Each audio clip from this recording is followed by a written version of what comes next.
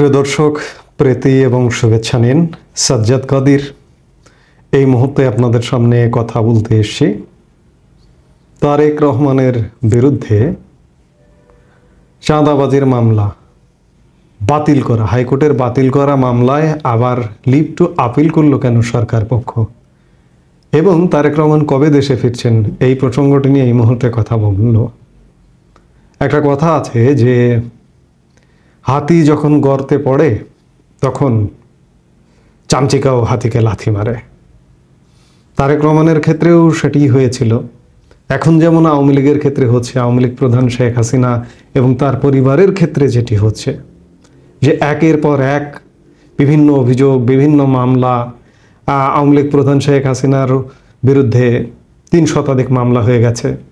তার পরিবারের সদস্য যে যেখানে আছেন, দেশে বিদেশে যে যেখানে আছেন, তাদের নানা রকম তাদেরকে গর্ত ফেলে চামচিকার মতো লাথি মারা হচ্ছে। টিউলিপ সিদ্দিকির বিনামূল্যে ফ্ল্যাট পাওয়া গেছে লন্ডনে। টিউলিপ সিদ্দিকি রূপপুর পারমাণবিক প্রকল্পের দুর্নীতি করেছে মোট বাজেটের প্রায় অর্ধেকের কাছাকাছি। টিউলিপ সিদ্দিকের ছোট বোন, তার ফ্ল্যাট পাওয়া গেল, আজকের গণমাধ্যমে এটি এসছে। এমনিভাবে তারেক রহমান বা বিএনপি যখন ক্ষমতাচ্যুত হয়েছিল তখন তারেক রহমানের মতো হাতেও গর্তে পড়ে গিয়েছিল এবং চামচিকার মতো লাথি মারা হচ্ছিল। এই যে আজকে মহামান্য সুপ্রিম কোর্টে তারেক রহমানের নামে 4টি চাঁদাবাজি মামলার হাইকোর্ট যে বাতিল করেছে এই মামলাগুলো, এই বাতিলের বিরুদ্ধে রাষ্ট্রপক্ষ লিভ টু আপিল করেছে, অর্থাৎ আপিলের অনুমতি প্রার্থনা করেছে। হাইকোর্টে আপিল বিভাগে আজকে সেটি শুনানি ছিল, কিন্তু আপিল বিভাগ এই মামলাগুলোকে খারিজ করে দিয়েছে। তারেক রহমান চাঁদাবাজি করেছে অভিযোগ, তিনি ঠিকাদারের কাছে, বিভিন্ন ঠিকাদারের কাছে চাঁদাবাজি করেছেন। তারেক রহমান কেন চাঁদাবাজি করবেন? তারেক রহমান কে? তারেক রহমান সাবেক সেনাপ্রধানের পুত্র, তারেক রহমান সাবেক রাষ্ট্রপতির পুত্র, তারেক রহমান 3 বারের সাবেক প্রধানমন্ত্রীর পুত্র। সেই জায়গায় তিনি যখন বিএনপি যখন 2001-06 আমলে ক্ষমতায় ছিল তখন তিনি প্রধানমন্ত্রীর পুত্র এবং দলীয় গুরুত্বপূর্ণ ব্যক্তি। তিনি তখন কিন্তু দলীয়ভাবে কার্যক্রম শুরু করেছিলেন। তিনি চাঁদাবাজি করবেন, এটি একটি হাস্যকর মামলা ছিল, ষড়যন্ত্রমূলক মামলা ছিল। হাইকোর্ট সেটি বাতিল করেছে এবং সরকার পক্ষ বা রাষ্ট্রপক্ষ আবার এই বাতিল স্থগিত করতে বা বাতিলটা নাকচ করতে লিভ টু আপিল, অর্থাৎ আপিলের অনুমতি প্রার্থনা করেছিল আপিল বিভাগে। আপিল বিভাগ নাকচ করে দিয়েছে, অর্থাৎ এই চাঁদাবাজির মামলাগুলো বাতিল হয়ে গেল। বাতিল হয়ে গেল, কিন্তু আমার প্রশ্ন হচ্ছে সরকার লিভ টু আপিল করলো কেন? সরকার না এর আগে কোনো কথা বলেনি, সাউন্ড করেনি? 21শে আগস্ট গ্রেনেড হামলা মামলা থেকে যখন অব্যাহতি পেল তখন সাউন্ড করেনি, কিন্তু নতুন করে আবার চাঁদাবাজি মামলায় লিভ টু আপিল কেন বা আপিল করবার অনুমতি চাইছে কেন? সরকার কি তারেক রহমানকে দেশে ফিরতে দিতে চায় না? এমনটাই তো হবে। সরকার তো শুধু সরকার না, সরকার নিজে পরিচালনা করছে না, সরকারের ভেতরে, সরকারের পেছনে একাধিক সরকার রয়েছে। তাদের মাথা থেকেই এলো যে না, তারেক রহমানকে দেশে আসতে দেওয়া হবে না। এই জন্যই আগামীতে সামনের দিনে যে মামলাগুলো আছে সেই মামলাগুলো ঠেকিয়ে দিতে হবে। এমনটাই কি? হয়তো বা এমনটাই। কারণ ইতোমধ্যে বিশেষ করে ছোট একটি দল জামাতে ইসলামী বিএনপির সঙ্গে ঠকাঠকি শুরু করেছে। বিএনপিও ছাড় দিচ্ছে না এবং ছাড় দেওয়া উচিত নয়। আমি বলবো বিএনপির তাদেরকে ছাড় দেওয়া উচিত নয়। তো যাই হোক, তারেক রহমানের এই 4টি চাঁদাবাজির মামলার, হাস্যকর মামলার বাতিল হয়েছে। এর আগে তিনি গ্রেনেড হামলা মামলায় খালাস পেয়েছেন। তিনি শুধু নয়, গ্রেনেড হামলা মামলায় সব আসামি খালাস পেয়েছে। সেটি নিয়ে বিতর্ক আছে, তারেক রহমান আসলে কি জানতেন কিনা এই গ্রেনেড হামলা সম্পর্কে, সেটি নিয়ে প্রশ্ন আছে। সেটি নিয়ে এই যে সব আসামি খালাস, এটি নিয়ে মোটা দাগে প্রশ্ন আছে। কারণ গ্রেনেড হামলা মামলা সব আসামি খালাস, তাহলে কি গ্রেনেড হামলা হয়নি? এই প্রশ্নটা আছে। তবে কথা থাকে যে তারেক রহমানের সঙ্গে জড়িত কিনা এটি, এবং সব আসামিকে কেন খালাস দেওয়া হলো এই প্রশ্নটি থেকে যায়।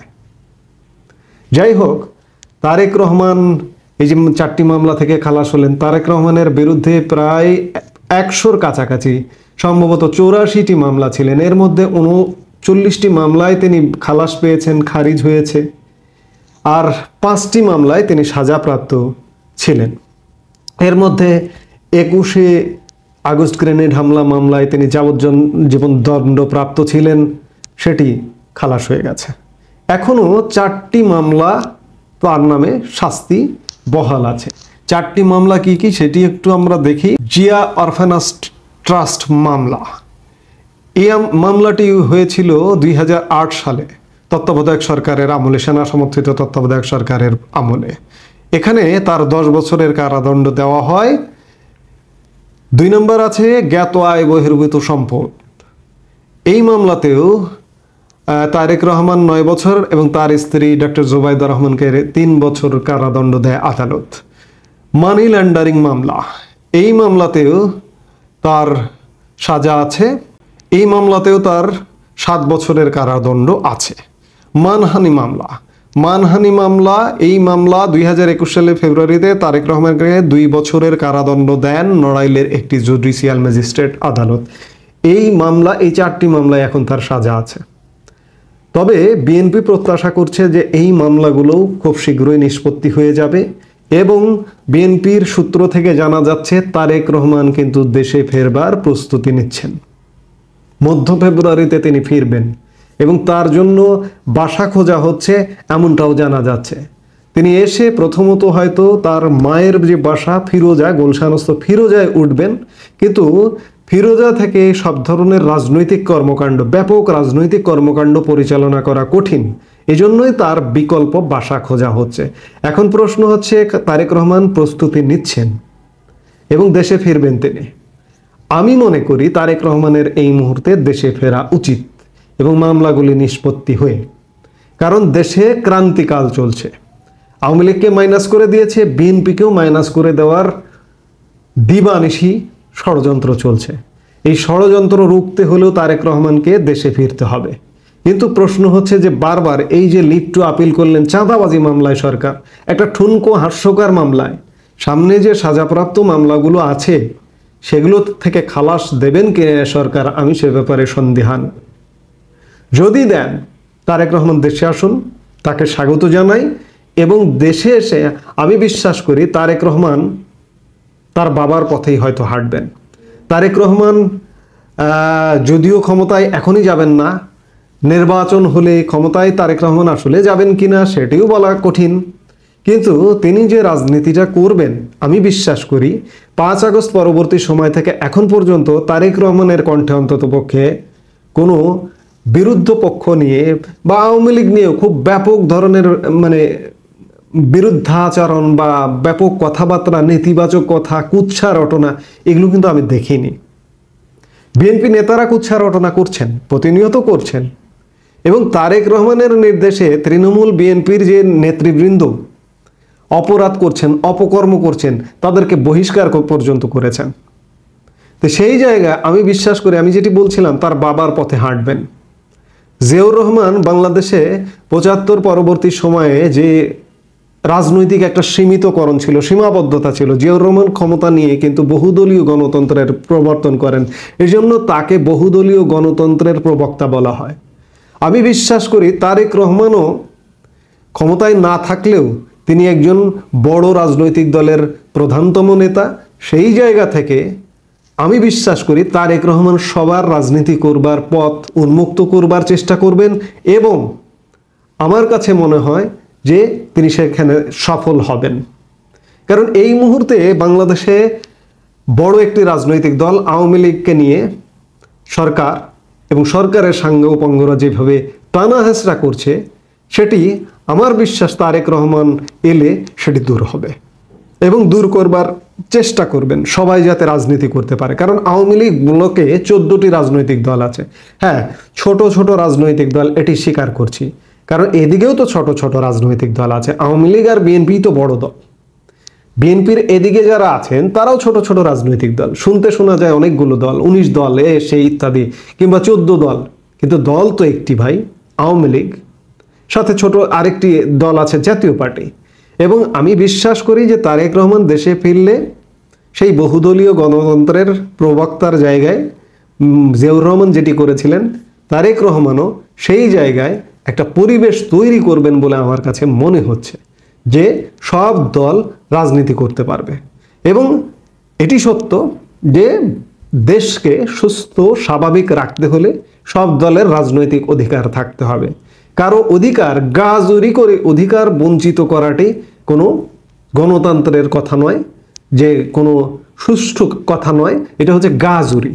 যেমন এই যে বৈষম্য বিরোধী ছাত্র আন্দোলনের বাচ্চা ছেলেগুলো বলছে যে আওয়ামী লীগের বিচার না হওয়া পর্যন্ত আওয়ামী লীগকে রাজনীতি করতে দেব না, এটি সম্পূর্ণ একটি গাজুরি কথা। এই গাজুরি কথার কোনো মূল্য নেই। সেই জায়গায় আমি একান্তভাবে মনে করি তারেক রহমান শীঘ্রই দেশে আসুন এবং সরকারের সাথে ফাইট করে এই যে তার নামে যে মামলাগুলো আছে, এই মামলাগুলো গুরুতর মামলায় নিষ্পত্তি হয়ে গেছে। 21শে আগস্ট গ্রেনেড হামলা মামলা, সেখানে এই যে ঠুনকো মানহানির মামলা, মানি লন্ডারিং মামলা, জ্ঞাত আয় বহির্ভূত সম্পদ অর্জন, অরফানেজ ট্রাস্ট মামলা, এগুলো আসলে ঠুনকো মামলা। এই ঠুনকো মামলা থেকে নিষ্পত্তি হবেন এবং তিনি দেশে ফিরবেন এবং বহুদলীয় রাজনীতি প্রবর্তন করতে আগামীতে ক্ষমতায় কে যাবে এটি আমি বলতে পারবো না, কেউ বলতে পারবে না।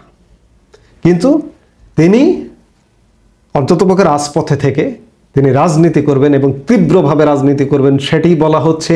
কারণ তার জন্য আলাদা বাড়ি খরচা হচ্ছে, বিশাল রাজনীতি করবার মতো বাড়ি খরচা হচ্ছে, যে বাড়ি থেকে রাজনীতি করা যায়, রাজনীতি পরিচালনা করা যায়। তো কাজেই তিনি যখন মাঠে থাকবেন, আমি বিশ্বাস করি যে সব দল রাজনীতি করতে পারবেন। আওয়ামী লীগ রাজনীতি করতে পারবেন, আওয়ামী লীগের সাথে যে দলগুলো আছে 14 দল রাজনীতি করতে পারবেন, বিএনপি রাজনীতি করবেন এবং অন্যরা যারা আছে জামাত সহ অন্যরা সবাই রাজনীতি করতে পারবেন। এই সবাই রাজনীতি করবে, রাজনীতি করতে করতে 3 মাস 6 মাস রাজনৈতিক কর্মকাণ্ড চলবে। এই 3 মাস 6 মাসের যে ফসলটা বুনবেন, যে ভালো ফসল বুনবেন, সেই আগামীর বাংলাদেশে ক্ষমতায় আসবেন। সেটি কে আসবে এটি বলা যায় না। আওয়ামী লীগ আসতে পারে, বিএনপি আসতে পারে, কিংবা অন্য কেউ আসতে পারে, কিংবা নতুন কেউ, যদি নতুন যারা রাজনৈতিক দল করতে চাইছেন তারা যদি আগামী 3 মাস 6 মাস নির্বাচনের আগের 3-6 মাস যদি রাজনীতি করতে পারেন, ইতিবাচক রাজনীতি করতে পারেন, প্রতিহিংসার রাজনীতি যদি পরিত্যাগ করতে পারেন, তারাও যদি ক্ষমতায় আসে, অবাক হবার কিছু থাকবে না। তবে সাথে এই কথাও বলতে চাই যে ইলেকশন ইঞ্জিনিয়ারিং বা ইলেকশন মেকানিজম করে যদি বিশেষ কাউকে ক্ষমতায় বসাতে চায় মোহাম্মদ ইউনূস সরকার, সেটি কিন্তু সফল হবে না। বিএনপির ইলেকশন ইঞ্জিনিয়ারিং করা লাগবে না, কিংবা আওয়ামী লীগেরও ইলেকশন ইঞ্জিনিয়ারিং করা লাগবে না। তারা নিজেরাই ক্ষমতায় আসার শক্তি রাখে। কিন্তু কোনো বিশেষ দল, ছোটোখাটো দল কিংবা নতুন দলের জন্য ইলেকশন ইঞ্জিনিয়ারিং যদি করতে চায় সরকার, সেক্ষেত্রে কিন্তু ব্যর্থ হবে। এই জায়গা থেকে স্বাগত জানায় তারেক রহমান মধ্য ফেব্রুয়ারিতে আসবার প্রস্তুতি নিচ্ছেন। আসুন, ওয়েলকাম। এই মুহূর্তে এ পর্যন্তই। সবাই ভালো থাকুন, সুস্থ থাকুন। আমাদের ভিডিওগুলো নিয়মিত পেতে সাবস্ক্রাইব করুন Sajjad Kadir and the legends YouTube channel এবং লাইক, কমেন্ট, শেয়ার করে সাথে থাকুন।